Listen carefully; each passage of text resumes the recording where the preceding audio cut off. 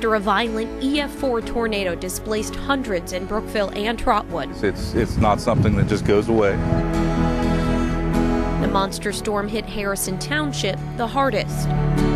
There's tons of water damage inside. 6 months later, our team hears stories of rebuilding struggles and successes. Neighborhoods and pieces of Mother Nature forever changed. My family's here. This is where I grew up. I would never leave Dayton. But some hope that change is for the better. Houses can be replaced, lives can't. As we continue walking the path of the storm.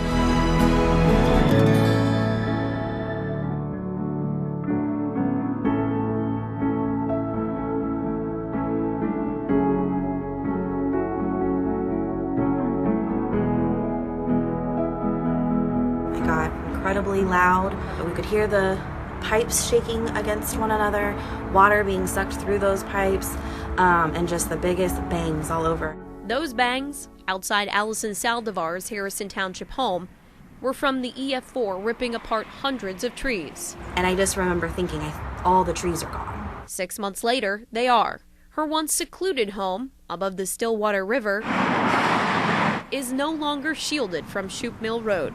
But without being able to fix the roof properly and quickly, there was tons of water damage inside. No quick fix is a common theme our team heard. This here is our living room at one point. With so many homes damaged, A contractor was supposed to rebuild this house, there is a contractor backlog. but situations changed, things changed, so we ended up having to buy another house.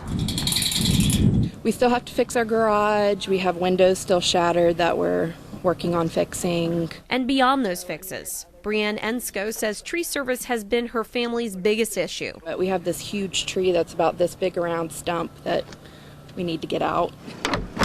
And I have no idea how to do that.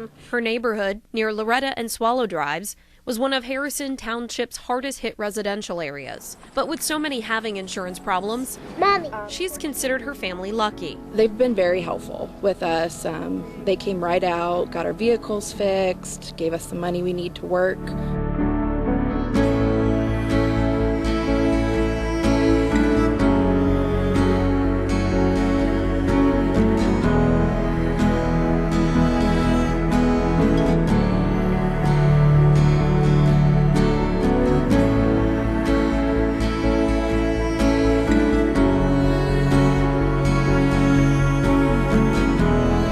Both from the ground and from the air, our team saw how tarps still covered so much. So many businesses impacted are still in a state of disarray. Sinclair Park may not open again until 2021. Most of the park's 415 trees, documented to be more than 200 years old, were destroyed. Join us at our grand reopening and celebrate with us. But our team also spotted a major Harrison Township comeback story. Evans Arena car dealership, who had $9 million in storm damage, will reopen December 5th. Thanks to an insurance policy, their owner was able to pay employees for the last 6 months. My family's here. This is where I grew up. My children grew up here. I would never leave Dayton. Brianne Ensko's sense of determination not to move is something she shares with Allison Saldivar, despite a life-changing change in scenery. Home is where the heart is, after all. Just taking the opportunity to rearrange my house or pick out a new color roof and kind of decorate in different ways just to make it feel new and fresh again.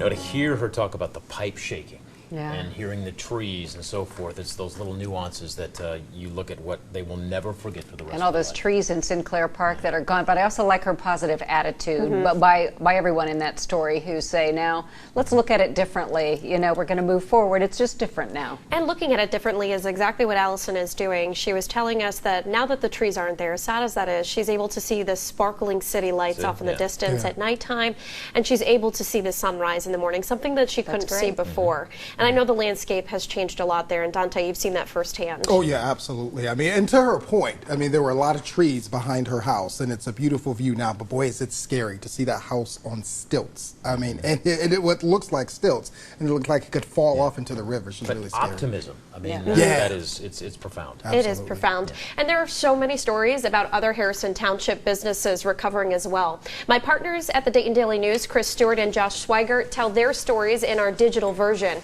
There's also a resource guide there for how you can help those still in need. Just click on the big Walking the Path of the Storm picture on both WHIO.com and on DaytonDailyNews.com.